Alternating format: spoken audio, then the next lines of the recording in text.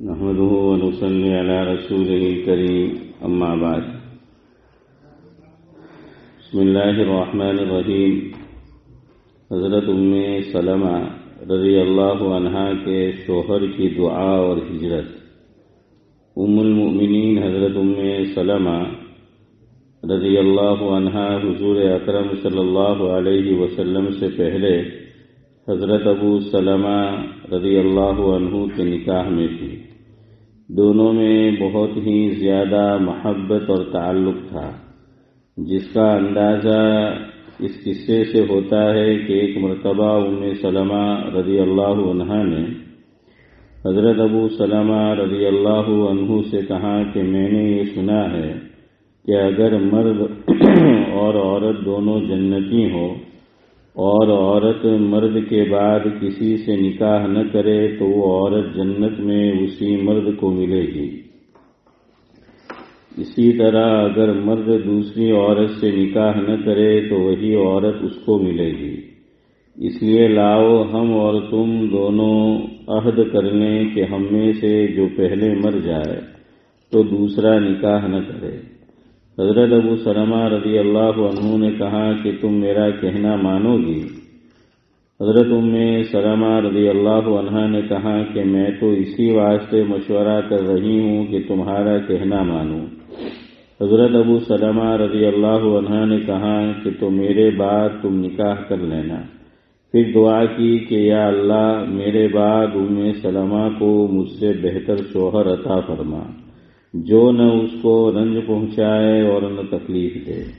ابتدائے اسلام میں دونوں میاں بیوی نے حبشہ کی ہجرت ساتھ ہی کی، اس کے بعد وہاں سے واپسی پر مدینہ طیبہ کی ہجرت کی،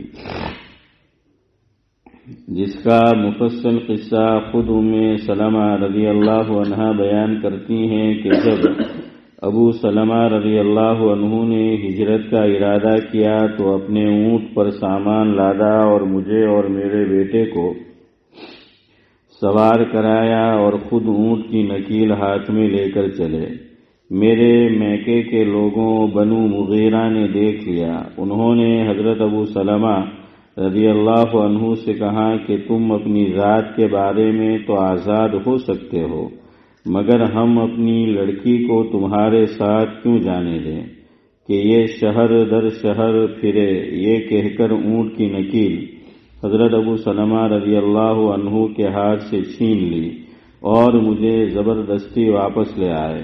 میرے سسرال کے لوگ بنو عبد الاسد کو جو ابو سلمہ کے رشتہ دار تھے، جب اس قصے کی خبر ملی تو وہ میرے میکے والوں بنو مغیرہ سے جھگڑنے لگے کہ تمہیں اپنی لڑکی کا تو اختیار ہے، مگر ہم اپنے لڑکے سلمہ کو تمہارے پاس کیوں چھوڑ دیں، جبکہ تم نے اپنی لڑکی کو اس کے شوہر کے پاس نہیں چھوڑا؟ اور یہ کہہ کر میرے لڑکے سلمہ کو بھی مجھ سے چھین لیا۔ اب میں اور میرا لڑکا اور میرا شوہر تینوں جدا جدا ہو گئے۔ شوہر تو مدینہ شریف چلے گئے، میں اپنے میکے میں رہ گئی، بیٹا اپنی ددیال میں پہنچ گیا۔ میں روز میدان میں نکل جاتی اور شام تک رویا کرتی۔ اسی طرح پورا 1 سال مجھے روتے ہوئے گزر گیا۔ نہ میں شوہر کے پاس جا سکی، نہ بچہ مجھے مل سکا۔ ایک دن میرے چچا زاد بھائی نے میرے حال پر ترس کھا کر اپنے لوگوں سے کہا کہ تمہیں اس مسکینہ پر ترس نہیں آتا کہ اس کو بچے اور شوہر سے تم نے جدا کر رکھا ہے، اس کو کیوں نہیں چھوڑ دیتے؟ غرض میرے چچا زاد بھائی نے کہہ سن کر اس بات پر سب کو راضی کر لیا۔ انہوں نے مجھے اجازت دے دی کہ تو اپنے شوہر کے پاس جانا چاہتی ہے تو چلی جا۔ یہ دیکھ کر بنو عبد الاسد نے بھی لڑکا دے دیا۔ میں نے ایک اونٹ تیار کیا، بچہ گود میں لے کر اونٹ پر تنہا سوار ہو کر مدینہ شریف کو چل دی۔ 3-4 میل چلی تھی کہ تنعیم میں عثمان بن طلحہ رضی اللہ عنہ مجھے ملے۔ مجھ سے پوچھا کہ اکیلی کہاں جا رہی ہو؟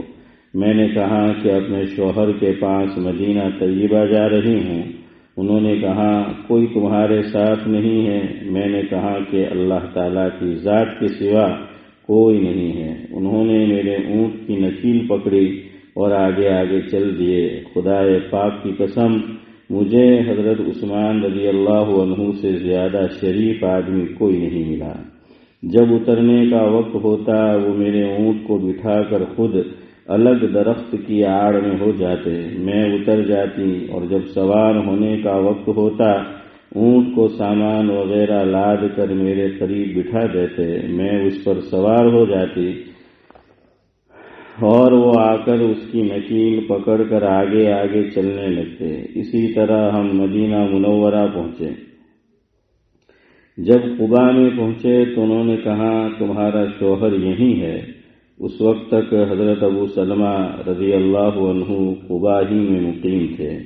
عثمان رضی اللہ عنہ مجھے وہاں پہنچا کر خود مکہ مکرمہ واپس ہو گئے۔ پھر کہا کہ خدا کی قسم، حضرت عثمان بن طلحہ رضی اللہ عنہ سے زیادہ کریم اور شریف آدمی میں نے نہیں دیکھا، اور اس سال میں جتنی مشقت اور تکلیف میں نے برداشت کی شاید ہی کسی نے کی ہو۔ فائدہ: اللہ تعالیٰ پر بھروسے کی بات تھی کہ تنہا ہجرت کے ارادے سے چل دی۔ اللہ جل شانہ نے اپنے فضل سے ان کی مدد کا سامان مہیا کر دیا۔ جو اللہ تعالیٰ پر بھروسہ کر لیتا ہے اللہ جل شانہ اس کی مدد فرماتا ہے۔ بندوں کے دل اسی کے قبضے میں ہیں۔ ہجرت کا سفر اگر کوئی محرم نہ ہو تو تنہا بھی جائز ہے، بشرطے کہ ہجرت فرض ہو، اس لیے ان کے تنہا سفر پر شرعی اشکال نہیں۔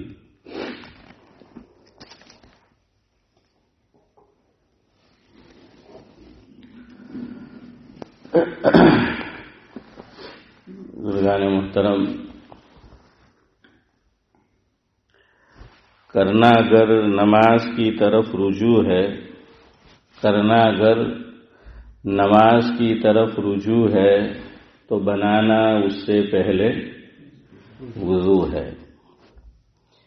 ہوتی وضو سے بدن کی صفائی ہے، ہوتی وضو سے بدن کی صفائی ہے، ساتھ ہوتی گناہوں کی بھی دھلائی ہے۔ حدیث پاک میں تو یہاں تک فرمایا کہ حتیٰ خرجت من خطایاہ او کما قال علیہ الصلوۃ والسلام، کہ انگلی آدمی دھوتا ہے تو اس کے پوروے سے بھی جو گناہ ہوتے ہیں وہ دھل جاتے ہیں اس کے۔ تو بہرحال گناہوں کی جو ہے وہ صفائی بھی ہوتی ہے۔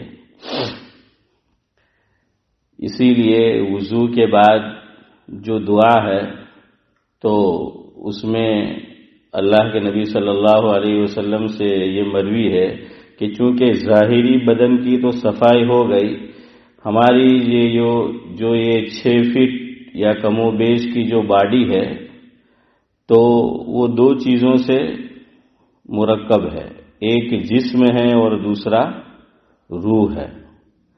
تو جسم کی تو صفائی ہو گئی، تو روح کی صفائی کا بھی جو ہے وہ انتظام کیا، اس لیے فرمایا کہ وضو کے بعد یہ دعا پڑھے، اشہد ان لا الہ الا اللہ واشہد ان محمدا عبدہ ورسولہ اللہم اجعلنی من التوابین واجعلنی من المتطہرین۔ تو بہرحال اس میں دونوں کو جمع کر دیا ہے کہ جسم کی صفائی تو ہو گئے ہے، اللہ تعالیٰ سے روح کی صفائی کا بھی کیا کر لو، انتظام جو ہے وہ کر لو۔ بہرحال تو ہوتی وضو سے بدن کی صفائی ہے، ساتھ ہوتی گناہوں کی بھی دھلائی ہے۔ وضو بنانے پر ملتا ثواب ہے، اس عمل کا نہیں کوئی جواب ہے، نہیں کرنی وضو میں اپنی من مرضی ہے، نہیں کرنی وضو میں اپنی من مرضی ہے، زائد از ضرورت بہانہ پانی فضول خرچی ہے۔ آقا نے اس عمل سے فرمایا منع ہے، یعنی ضرورت سے زائد وضو میں پانی بہانا۔ آقا نے اس عمل سے فرمایا منع ہے، شریعت کی نگاہ میں یہ عمل گناہ ہے۔ بہرحال وضو کے تعلق سے کچھ مسائل آپ کے گوش گزار کیے جا رہے ہیں۔ میں آپ کو فرق سمجھا رہا تھا مسح اور غسل کا۔ کوشش کریں گے آج یا بہت بہت تو کل جو ہیں اس مضمون کو تکمیل تک پہنچائے، ورنہ سعد اللہ صاحب کہیں گے کہ یہ مسح اور دھونا یہ تو ہاتھ دھوڑ کے ہمارے پیچھے ہی پڑ گیا ہے، ختم ہی جو ہی نہیں کرتا۔ کیا کرے، شریعت تو ایک سمندر ہے، اس کے مسائل ہیں۔ ہاں، جتنا غوطہ اندر لگاؤ گے اتنے ہی ہیرے جواہرات وہ جو ہے نکلتے چلے جائیں گے۔ بہرحال مسح کا لغوی معنی ہوتا ہے صرف ہاتھ پھیرنا، اور شریعت کی اصطلاح میں مسح کا معنی ہوتا ہے تر ہاتھ پھیرنا، کہ آدمی کا ہاتھ کیا ہو، گیلا ہو، بھینا ہوا ہو، بھیگا ہوا ہو، تو وہ ہاتھ پھیرنا، اس کا نام مسح ہے۔ مسح میں یہ یاد رکھنا ہے کہ غسل میں آدمی جن اعضاء کو دھونا ہے، ایک مرتبہ تو اس کا دھونا حسن بھائی فرض ہے، اور دوسری مرتبہ اس عضو کا دھونا زیادتی اجر کا سبب ہے، حضور نے فرمایا، اور تیسری مرتبہ دھونا آقا نے فرمایا کہ یہ میری بھی سنت ہے اور مجھ سے پہلے جو انبیاء گزرے ہیں ان کی بھی کیا ہے، یہ سنت ہے۔ تو 3 ہی مرتبہ جو ہے وہ دھونا ہے۔ چوتھی مرتبہ دھونا وضو کے اندر جو بھی اعضاء دھونے ہیں تو یاد رکھو کہ یہ بھی فضول خرچی ہے، 3 سے زیادہ نہیں دھونا ہے، الا یہ کہ کبھی کیا ہوتا ہے، ہم نے 3 مرتبہ دھویا تو صحیح، لیکن کوئی جگہ کیا رہ گئی، خشک رہ گئی، ڈرائی رہ گئی، سوکھی جو ہے وہ رہ گئی، ہاں اب اس کو دھو لو چوتھی مرتبہ تو کوئی حرج نہیں ہے، ورنہ 3 مرتبہ ہم دھو چکے ہیں تو چوتھی مرتبہ وضو کے اندر اس عضو کو دھونا کیا ہے، یہ مکروہ ہے۔ خامخواہ اس میں بھی وہی کہ پانی کیا ہوگا، وہ ضائع ہوگا، وہ جو ہے فضول خرچی ہوگی۔ ایک مسئلہ اور یاد رکھو، فقہا نے لکھا ہے کہ میں اور آپ صدیق بھائی جب بھی وضو بنائے، اس سے جب تک کوئی عبادت ہم انجام نہ دے دے نیا وضو کرنا مکروہ ہے۔ سمجھ آیا؟ ایسا عام طور پر کب ہوتا ہے؟ جمعہ میں ہوتا ہے۔ بعض لوگوں کو عادت ہوتی ہے کہ جمعہ کا غسل صبح میں کر لیتے ہیں، بعض لوگ 10-11 بجے کر لیتے ہیں، ابھی جمعہ میں وقت ہے، اور بعض لوگ کیا کرتے ہیں، جمعہ کی نماز کے لیے جانا ہے اس سے پہلے کرتے ہیں۔ ابھی تو خیر ٹھنڈی ہے تو یہ مت کیجیے لیکن بہرحال آدمی کبھی ایسا کرتا ہے کہ کیا کیا، گھر سے بات کیا، اس نے غسل کیا، اب صاحب اور سیدھا کہاں آ گیا، مسجد جو ہے وہ آ گیا۔ اب مسجد کے وضو خانے میں نہیں جانا ہے، یہ مکروہ ہے۔ کیوں؟ یہ گھر سے وضو کر کے چلا ہے، اور یہ بات یاد رکھو غسل میں وضو انکلوڈ ہے۔ ویسے تو سنت یہ ہے آقا کی کہ میں اور آپ جب بھی غسل کریں تو پہلے وضو کریں۔ غسل سے پہلے کیا کرنا ہے؟ وضو کرنا ہے، چاہے آدمی فرض غسل کر رہا ہو۔ حالانکہ وضو سے کام بننے والا نہیں ہے، اسے غسل کرنا ہے، لیکن نبی کریم صلی اللہ علیہ وسلم کی سنت جاوید بھائی کیا تھی کہ غسل سے پہلے وضو کرتے تھے۔ تو غسل سے پہلے وضو کر لو، اگر پورا وضو نہیں تو کم از کم جتنے فرائض ہے وہی جو ہے وہ ادا کر لو، اور اس کے بعد پھر کیا کرنا ہے، غسل جو ہے وہ کرنا ہے۔ غسل میں وضو کیسے انکلوڈ ہو جائے گا؟ غسل کے اندر کتنے فرض ہیں؟ 4۔ آپ نے نہیں کیا وچار ہے؟ 3 ہے، ایک ذرا نیچے آ جاؤ تھوڑا۔ وضو میں 4 ہے، وضو کے اندر فرض کتنے ہیں سعد اللہ صاحب؟ 4 ہے، ورنہ غسل کے اندر 3 ہے. ہاں کبھی جو ہے کامیڈی بھی ہو جاتی ہے، کسی کے ساتھ لطیفہ بن جاتا ہے. ہمارے گاؤں سے ایک جماعت گئی تو ایک آدمی پہلی مرتبہ جماعت میں گیا، دین سے ذرا دور بھی تھا. تو اب جماعت میں بھی اشرف بھائی کو معلوم ہے ہر قسم کے آدمی ہوتے ہیں، بعض منچلے بھی ہوتے ہیں. جہاں دیکھا کہ امیر صاحب مشغول ہے ادھر تو وہ اپنی ٹوڑی لے کے بیٹھ جاتے ہیں اور ہنسی مذاق شروع. تو پہلے سے مشورہ کر لیا تھا کہ آج اس کا جواب دیکھنا ہے ہم کے. تو اس کو پوچھا کہہ رہے بھائی بتا غسل میں کتنے فرض ہیں؟ تو کہنے لگا 3. تو کہ کون سے؟ تو کہ پانی، صابن اور تولیہ.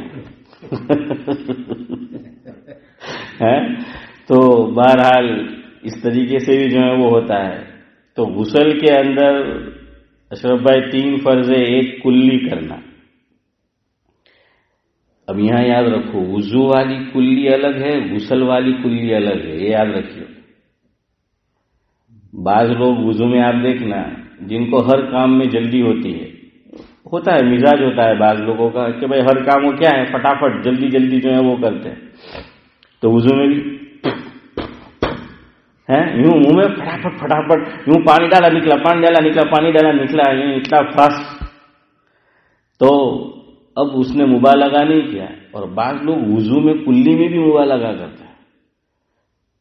کفلیتا میرا ننیال ہے، وہاں ایک صاحب تھے جو مسجد ہے کفلیتا کی جامع مسجد، اس کے پیچھے رہتے تھے، بال کاٹتے تھے لوگوں کے. لیکن ان کا وضو دیکھ کر رشک آتا تھا کہ ماشاءاللہ آرام سے جو ہے وہ وضو کرتے تھے. اور ہمیشہ میں نے دیکھا کہ وضو میں مسواک کا استعمال، ہمیشہ وہ مسواک کا جو ہے وہ استعمال کرتے تھے. اور مسواک بھی سعد اللہ صاحب کیسی کرتے تھے وضو میں؟ کلی برابر یوں مسواک لی. اور بعض لوگوں کو عادت ہوتی ہے نا وہ زبان پہ بھی کیا ہے مسواک کو ملتے ہیں اور اندر تک. ہاں تو اس کے فوائد بھی ہے. اب جس کو سنت سے پیار نہیں ہے، عشق نہیں ہے، اسے تو یہ کچھ اور معلوم ہوگا. میں وہ لفظ تو نہیں کہوں گا جو وہ سوچتے ہیں، چونکہ ایسا ہے نہیں ہے.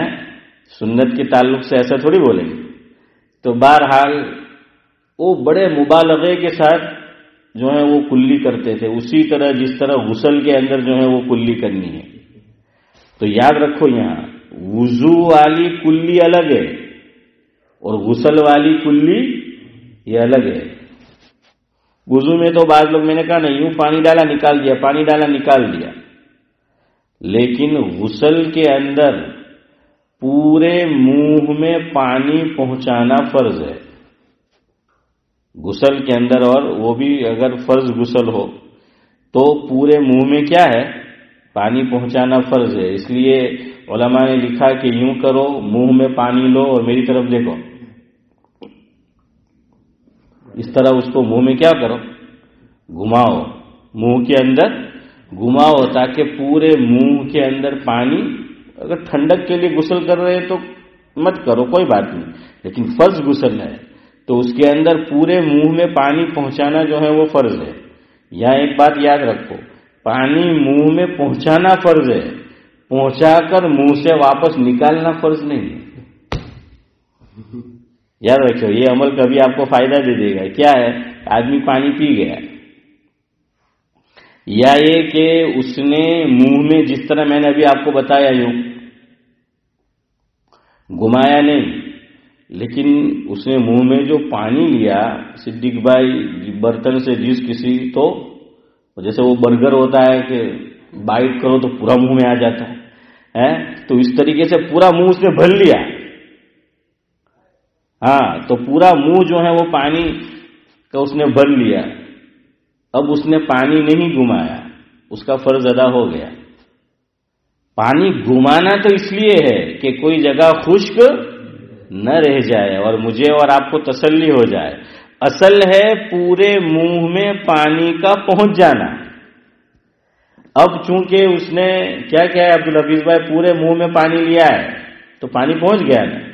اب اس نے سوچا کہ میں باہر کیوں نکالنا ہے، اپنا تبرک خود پی گیا کہ چلو میرا کوئی عقیدت مند تو ہے نہیں، ہیں کہ میرا تبرک اور جھوٹا پیے گا، تو وہ خود ہی جو ہے بزرگ آدمی بن گیا کہ اپنا تبرک خود ہی پیو. جیسے ایک بعض لوگ کہتے ہیں کہ آج کل اپنی تعریف خود ہی کرنے کی، برائی کرنے کے لیے دوسرے ہیں، تعریف کے لیے کوئی نہیں ہے. تو اس لیے آج کل جاوید بھائی اپنی تعریف خود ہی کرنے کی، خود ہی میاں مٹھو بننے کا اپنے منہ. بہرحال تو یہ یاد رکھو، واپس پانی کا باہر نکالنا ضروری نہیں ہے، لیکن ہاں روزہ ہو تو نکال دیجیے.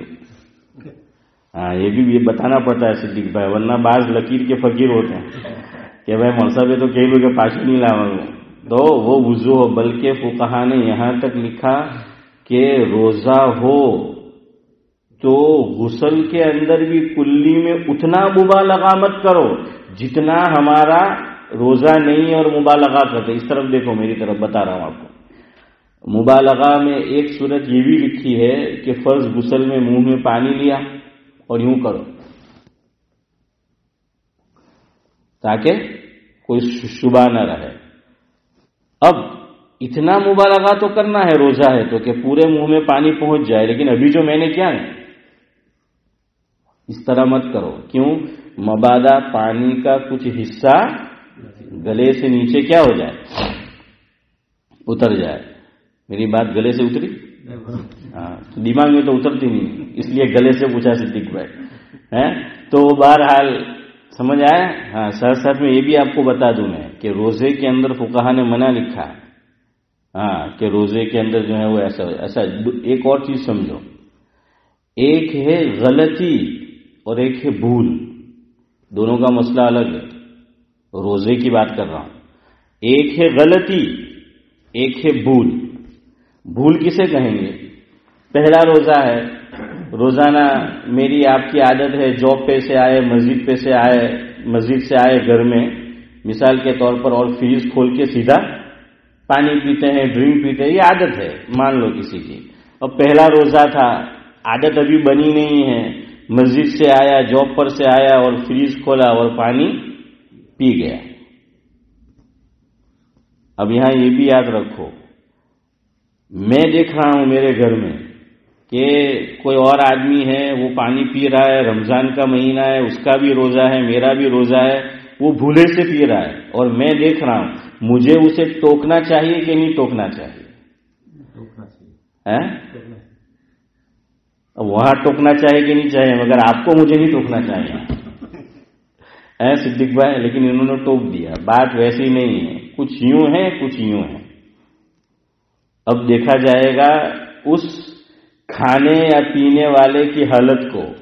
اگر نوجوان ہے، توانا اور تندرست ہے بھائی عرش جیسا ہے تو اس کو بتا دیں گے کہ تیرا کیا ہے، روزہ ہے. اور یہاں یاد رکھو، جہاں روزہ بتایا منہ میں جو رکھا ہے اسے نکال دو. یہ نہیں کہ وہ چلو یار کہو تو کہیں نہیں، موڑا میں ملک تو نیچے اتار لیتے نہیں چالے.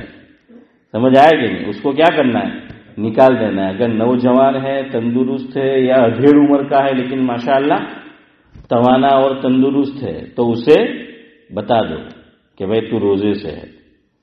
اور اگر بڑی عمر کا ہے اور کچھ کمزوری بھی جو ہے وہ ہے تو چلو یار کھانے دو، کوئی بات نہیں، اس کو ابھی مت بتاؤ، ذرا فارغ ہو جائے بعد میں بتا دینا کہ میاں، بڑے میاں تمہارا تو روزہ ہے لیکن اسے کھا لینے دو، پی لینے دو اگر ایسا ہے تو.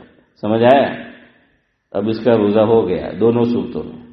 اگر جب ہم نے بتایا تو میں نے کہا وہ جو منہ میں اس کو واپس باہر ڈال دینا ہے، لیکن جتنا وہ کھا گیا یہ بھول ہے، یہ معاف ہے، اب بھی اس کا روزہ چلتا رہے گا. یہ اس کا روزہ ٹوٹا نہیں ہے، اس کا نام ہے بھول.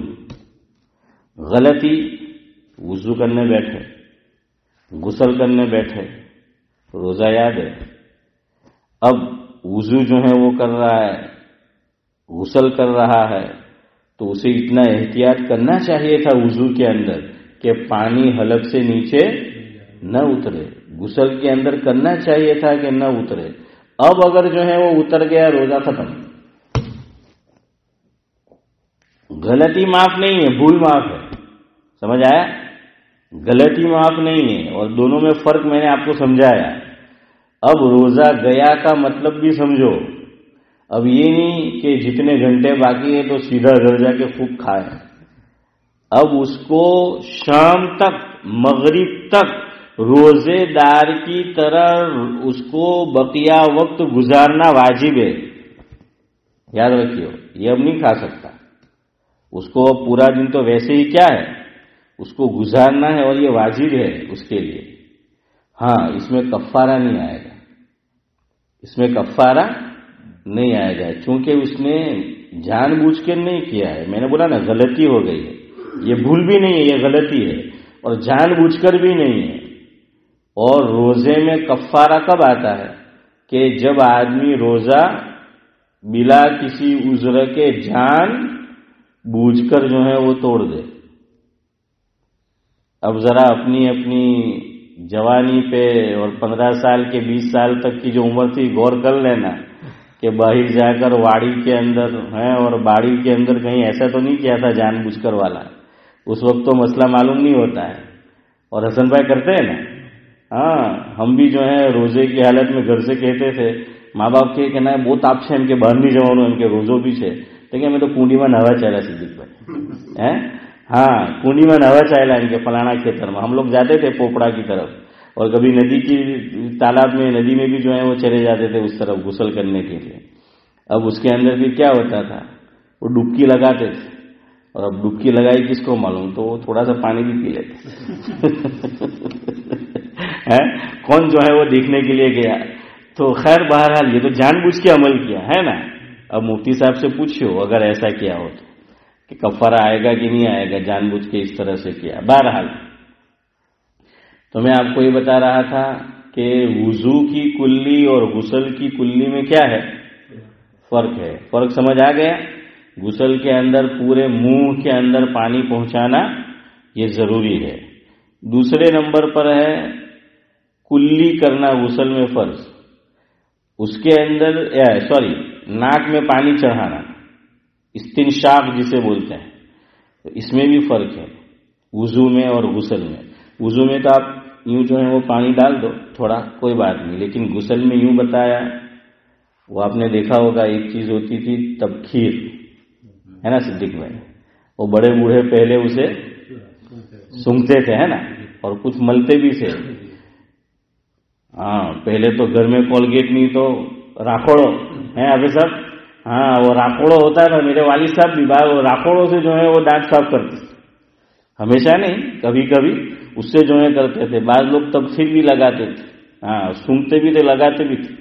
ہمارے حضرت مولانا ابرار احمد صاحب دہلوی رحمۃ اللہ علیہ فرماتے تھے مفہوم ہے کہ تب خیر یعنی جو اس کا عادی ہے سونگے تب خیر ہے.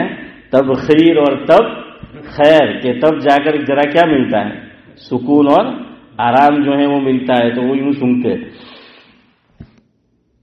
تو اسی طرح غسل فرض ہے اس میں جو ہے وہ ناک میں پانی چڑھانا ہے تو یوں ڈالیں گے اور تھوڑا سا چڑھائیں گے.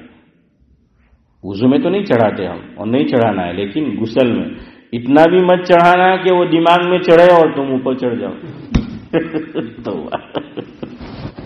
صد اللہ صاحب ہاں یار اتنا بھی مت چڑھا دینا. سمجھ آئے گی تھوڑا سا کہ یہ جو ناک کا بانسا بولتے ہیں اس کو یہاں ایک چیز ہوتی ہے کسی کا انتقال کا وقت قریب ہو تو علامت اور نشانی علماء نے کتاب میں لکھی ہے کہ اب فلاں آدمی کا دنیا سے جانے کا وقت جو ہے وہ اشرف بھائی قریب ہے مرد یا عورت.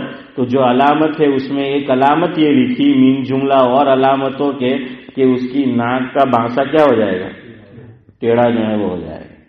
تو وہ پورا ناک ٹیڑھا نہیں ہوتا اس کو یہاں وہ ایک ہڈی ہے دیکھو ادھر تو وہ بانسا ناک کا تو وہاں تک پانی کو کھینچنا ہے. سمجھ آیا. وہاں تک جو ہے وہ پانی کو کھینچنا ہے جب ہم فرض غسل جو ہے وہ کریں گے. تو یہ ہو گیا 2. تیسرا پورے بدن پر حافظ امتیاز پانی بہانا ہے اس طرح کہ ایک بال کے برابر عضو بھی ڈرائی خشک اور سوکھا نہ رہ جائے تب جا کر وہ غسل ہوگا. اب دیکھیے پوری باڈی کے اوپر پانی بہایا تو وضو ہو گیا نا آٹومیٹکلی وضو ہو گیا. تو جمعہ کے دن کوئی گھر سے وضو کر کے آیا غسل کر کے اس کا وضو ہے، کوئی عبادت ابھی اس نے وضو سے کی نہیں ہے، ایون 2 رکعت نماز بھی نہیں پڑھی ہے، اب مسجد میں آ کر وضو کرے گا تو مکروہ ہوگا۔ ہاں کوئی عبادت اس سے کر لی اور ابھی وضو ہے اور پھر وضو کرے تو یہ ویسا ہی ہے جیسے ٹھنڈی میں ابھی قریب قریب وقت ہوتا ہے، ظہر میں آپ نے وضو کیا، عصر کی نماز کا وقت ہوا، ابھی وضو ہے، بنانا چاہے تو بنا سکتا ہے۔ وضو علی الوضو جسے کہتے ہیں، تازہ وضو، زیادتی اجر کا سبب ہوگا، اور اگر نہ بنانا چاہے تو کوئی بات نہیں۔ میں کہا کرتا ہوں کہ امام ابو حنیفہ رحمۃ اللہ علیہ عشاء کے وضو سے جاوید بھائی فجر پڑھتے تھے، تو ہم ونٹر میں کوشش کر لیں کہ ظہر سے عشاء پڑھ لیں۔ ہاں لیکن جب عمر بڑی ہو جاتی ہے تو پھر ذرا مشکل ہوتا ہے، پیشاب کا آدمی کو جو ہے وہ تقاضا ہوتا ہے، وہ قابو میں نہیں رہتا۔ ایک صاحب مجھے کہہ رہے تھے کہ مول صاحب جمعہ کے اندر لوگ کہتے ہیں کہ 2-4 منٹ اوپر تھے جائے تو ہوں تھے گیو اعلان کیوں بیان ذرا 2 منٹ વધી ગયું તો કે તમને હમણાંની સમજ પડે ડોહા થાય તો સમજ પડે અમારે 2 મિનિટ રોકવો પ્રોબ્લેમ થાય કે અમે ક્યારના આવીને પહેલી સફમાં બેઠલા હોય ને અમુને બહુ તો કલાક પોણો કલાક રોકાય પછી અમારે ક્યાં જવું પડે ટોયલેટમાં એમ કે જવું પડે ને હવે અહીંયા એલાન લાંબા થઈ જાય બયાન જરાક લાંબુ થઈ જાય નમાજ જરાક લાંબી થઈ જાય તો તમે કે જરાકમાં શું થઈ ગયું તો કે જરાકમાં બધું બહુ થઈ જાય है सिद्दीक भाई जरा में, हाँ वो जो है वो हो जाता है। तो इसलिए सबका ख्याल रखना होता है। अब हमारे यहाँ प्रॉब्लम क्या होता है, बाज नौजवानों को शौक होता है नमाज लंबी पढ़ाए इमाम। अब इमाम लंबी नमाज पढ़ाता है तो बूढ़ों का ख्याल रखना होता है, उनको मसला, और बूढ़ों का ख्याल रख के जो है वो मुख्तसर पढ़े तो फिर नौजवानों का मसला। तो इमाम के लिए ये सब मसाइल जो हैं वो होते हैं। हमारे एक बुजुर्ग बाटली में फरमा रहे थे मफहूम में कि मैं कादे में बैठता हूँ, इमाम थे वो इमाम साहब, कई बरस उन्होंने इमामत कराई। तो कहा कि शुरू में कुछ लोग कहते थे कि मौला साहब तुम्हें बहुत फास अत्तहियात में दुरूद शरीफ दुआ पढ़ी लियो, कोई कहते हैं कि नहीं बराबर है, और कोई कहता था कि आप आहिस्ता पढ़ते हैं, कोई कहता था कि आप फास पढ़ते हैं। तो वो कहने लगे कि मैंने उनसे कहा जो फास पढ़ता है जरा आहिस्ता पढ़े, जो आहिस्ता पढ़ता है जरा फास पढ़े। है हसन भाई, तो कि ये जो है वो उसका हल है, समझ आया ना। तो खैर बहरहाल कुछ ऐसे मसाइल है। यही एक मसला हमारी मस्जिद में भी, अल्लाह का एक बंदा उठ के विंडो खोलेगा और दूसरा आके बंद करेगा है। तो ये भी एक मसला है। मेरे खुसर की मस्जिद है, सादुल्ला साहिब ने देखी है, ब्लैकबर्न के अंदर जामे मस्जिद। खुसर की मस्जिद का मतलब मस्जिद तो अल्लाह की है, वो जो है इमाम है वहां पर, इमाम मस्जिद है। उनके यहाँ बड़ा अच्छा निजाम है। यहाँ ये कहा है कि भाई एक तरफ जो है जिनको खिड़की चाहिए वो एक तरफ, जिनको नहीं चाहिए दूसरी तरफ, जिनको जो है एसी चाहिए वो एक तरफ, जिनको नहीं चाहिए वो दूसरी तरफ। हमारे यहाँ तो एसी या फिर टेसी है हसन भाई, गुजराती वाला। हाँ हमारे यहाँ है तो एसी वाले या टेसी वाले, और टेसी तो क्या ऐसी की तैसी है। तो भाई ऐसा कुछ निजाम बनाओ, अब क्या करना है। तो भाई एक जो है उस तरफ चले जाओ, सब एक तरफ जो है वो खड़े रहे, दूसरे जो है वो दूसरी तरफ। अब देखिए नमाज में करते कि नहीं, अब चेयर वालों को क्या है उल्टे हाथ पर है तो सब पढ़ते हैं कि नहीं, चेयर वाले इधर पढ़ते हैं, उधर जो है जो चेयर वाला नहीं है वो पढ़ता है, या एक नीचे जमीन पर बैठकर पढ़ता है। तो ऐसा कुछ निजाम हो तो अल्लाह का घर जो है वो आबाद तो रहेगा ही, लड़ाई झगड़े से महफूज रहेगा, अखाड़ा नहीं बनेगा। हमारी मस्जिदें लड़ाई झगड़ों का अखाड़ा है, समझ आएगी, इल्ला माशाअल्लाह। तो ये चीज जो है वो हो चुकी है। खैर बहरहाल मैं आपको ये समझा रहा था कि गुसल के अंदर करके आए, कोई इबादत नहीं की तो फिर वुजू नहीं करना है, उसी वुजू से क्या करना है, जुमा के फराइज वो जो है वो अदा करना है। अब यहाँ एक मसला समझो, वो मसा और गसल की बात तो रह ही गई, इस तरफ बात निकल पड़ी। एक मसला समझाकर गुफ्तगू खत्म करता हूँ। गुसल के अंदर सर में पानी पहुंचाने का मसला। गुसल में तो वुजू की तरह सर का मसा नहीं है, बल्कि क्या है, गसल है, याद रखिए। वुजू के अंदर तो मसा है सर में, लेकिन गुसल के अंदर क्या है, धोना है। गुसल के अंदर धोना है, और धोना समझो, धोना कैसा है सर को, جڑوں تک پانی پہنچانا ہے. کہاں پہنچانا ہے؟ جڑ میں. ایک تو سر کے اوپر بال ہوتے ہیں اور جڑ کہاں ہوتی ہے؟ نیچے، کہ جہاں سے بال اگے ہوئے ہیں، تھڑ کے اندر، جڑ کے اندر. اب کسی کے بال بڑے ہیں تو بھائی وہ اوپر اوپر یوں پانی جو ہے وہ اس کو لگا دیں کریم کی طرح کہ پانی بہا دیا، وضو نہیں ہوگا. سمجھ آیا کہ غسل میں جڑوں میں پانی پہنچانا فرض ہے. جڑوں کے اندر جو ہے وہ پانی جانا چاہیے. اسی لیے جو لوگ ویگ کا استعمال کرتے ہیں، ویگ کا استعمال علماء نے یہ لکھا ہے، جس کا خلاصہ ہے کہ ابھی نوجوان ہے یا ادھیڑ عمر ہے، بہت بوڑھا نہیں ہوا اور بال جھڑنے شروع ہو گئے ہیں، تو اندر ضرورت وہ ویگ کا استعمال کر سکتا ہے. لیکن آدمی 70 ایئرز کا ہو گیا، 75 ایئرز، 65 ایئرز، اب بھی جو ہے وہ کہتے کیا کرتا ہے؟ ہاں، کہ ویگ کا جو ہے وہ استعمال کرتا ہے. میں نے کہا ادھر سے کالا نظر آ رہا ہے لیکن چہرے پہ جھریاں، اس کا کیا کرے گا؟ چہرہ تو بتا رہا ہے، چال چلن تو بتا رہے، وہ تو جھریاں جو ہے نظر آ رہی ہے، اور ادھر تو جو ہے وہ کالا کر رہا ہے، تو اس کا کیا مطلب؟ تو میں نہیں بولوں گا، آپ بولے. تو بہرحال اس کے لیے ضرور اجازت دی ہے. سمجھ آیا کہ ابھی اتنی عمر نہیں ہے، یا پھر ہیئر ٹرانسپلانٹ کرا لو، اس کی اجازت ہے کہ آدمی اپنے جسم کے کسی حصے میں سے کیا کرے، بال جو ہے وہ نکالے اور اس کو سر کے اندر جو ہے وہ لگوا لے. ہیئر ٹرانسپلانٹ جسے بولتے ہیں. لوگ کہتے ہیں پتہ نہیں کہ 2 کام کرنا ہو تو ترکی چلے جاؤ، بہت سستا ہے بھائی. ایک تو آپ کو دانت لگوانے ہیں، دیکھیے ترکی کے اندر، اور اب تو اس کا نام بدل گیا، نہ ترکی نہ ترکی ہے، اب تو اس کا نام بدل دیا حکومت نے، ترکیہ.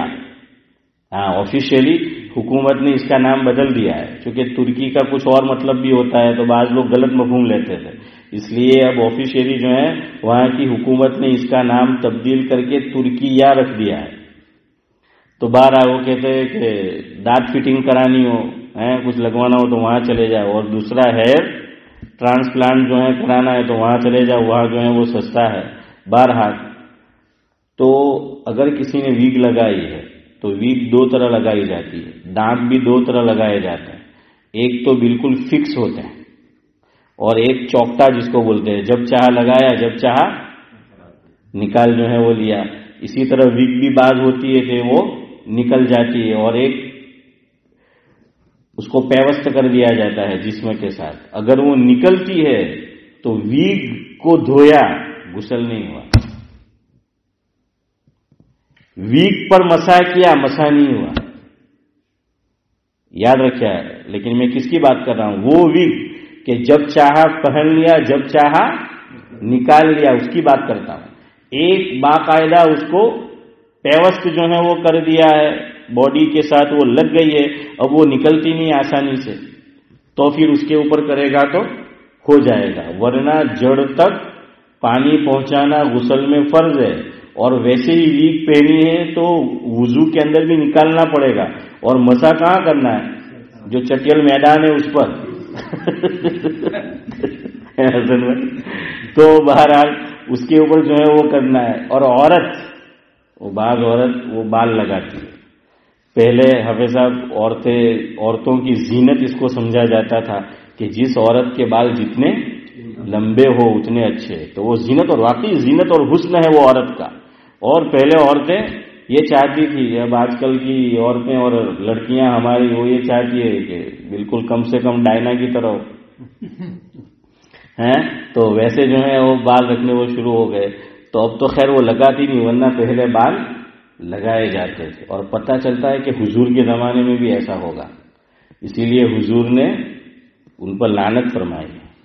اچھا، اب یہ ویگ اور مصنوعی بال لگاؤ تو 2 بال جائز نہیں ہے. ایک انسان کے بال، کہ کسی انسان کے بال کوئی دوسرا انسان لگائے، چاہے وہ ویگ کے طور پر ہو چاہے وہ عورت کا مصنوعی جو جوڑے ہوتے ہیں وہ جائز نہیں ہے. دوسرا خنزیر کا بال، ورنہ اس کے علاوہ کسی اور کے بال ہے تو لگائے جا سکتے ہیں. ہاں صدیق بھائی وہ منع نہیں ہے، بچپن میں ہم بڈھی کے بال کھایا کرتے تھے بڈھی کے، اور واقعی سعد اللہ صاحب بڈھی کے منہ میں رکھا کسی نے، ہاں تو وہ بڈھی کے بال جو ہیں وہ کھایا کرتے تھے. خیر بہرحال تو وہ مصنوعی بال لگائے ہیں. بعض مرتبہ قدرتی بال ہے اصلی اور مصنوعی صحت ملے جلے. مان لو عورت ہے، اس کے اصلی بال ہے اور اس کے ساتھ اس نے اس پر مصنوعی بال لگائے اور اس نے مسح مصنوعی بال پر، کیا نہیں ہوا؟ اس کو نکال کر جو اصلی بال ہے اس پہ اس کو مسح وضو کے اندر جو ہے وہ کرنا پڑے گا. اور غسل کے اندر بھی جو ہے وہ مسئلہ سنو. عورت دو طرح کے بال ہوتے ہیں. آخری مسئلہ، مرد کو تو جڑوں میں پانی پہنچانا ہے غسل کے اندر، جڑ کے اندر. عورت کے لیے ذرا رخصت ہے، گنجائش ہے. عورت دو طرح بال رکھتی ہے. ایک تو عورت کے بال گوندھے ہوئے ہیں، سمجھ آئے نا، وہ چوٹلو کہتے ہیں یا گجراتی میں حافظ صاحب آپ نے کہا امبوڑو ہے، وہ کیا ہوتا تھا اونٹ کے کوہان کی طرح اشوک بھائی، تو وہ امبوڑا ہے یا بال جو ہیں وہ گوندھے ہوئے ہیں، بندھے ہوئے ہیں. تو اب بالوں کو کھولنا ضروری نہیں ہے کہ بالوں کو بھی دھویا جائے. ہاں اس کے لیے بھی بالوں کی جڑوں تک پانی پہنچانا ضروری ہے. ہاں اگر بال کھلے ہوئے ہیں، بندھے نہیں ہیں، گدے ہوئے نہیں ہیں، بال کھلے ہوئے، اب دونوں ضروری. اب بالوں کا عورت کو دھونا بھی ضروری اور جڑ میں پانی پہنچانا بھی ضروری. فرق سمجھ آ رہا ہے؟ ایک تو بال بندھے ہوئے ہیں تو اب اس کے اندر تمام بالوں کو بھگونا، وہاں تک پانی پہنچانا ضروری نہیں ہے، لیکن جڑوں تک پہنچانا ضروری ہے. اور اگر عورت کے بال کھلے ہوئے ہیں، بعض مرتبہ عورتیں جب غسل کے لیے جاتی ہے تو بندھے ہوئے بالوں کو بھی وہ کیا کرتی ہے؟ کھول دیتی ہے. تو اب بال کھلے ہوئے ہیں، اب دونوں کام ضروری. بالوں کو دھونا بھی، بھگونا بھی اور جڑوں تک پانی پہنچانا بھی، ورنہ غسل نہیں ہوگا. سمجھ آ گیا آپ کو؟ نہیں بھی آیا ہو تو کل نہیں بتاؤں گا، اس لیے کہ آپ کا مسئلہ نہیں ہے، جن کا ہے ان کو سمجھ آ گیا ہوگا. سبحان اللہ و بحمدہ، سبحانک اللہم و بحمدک.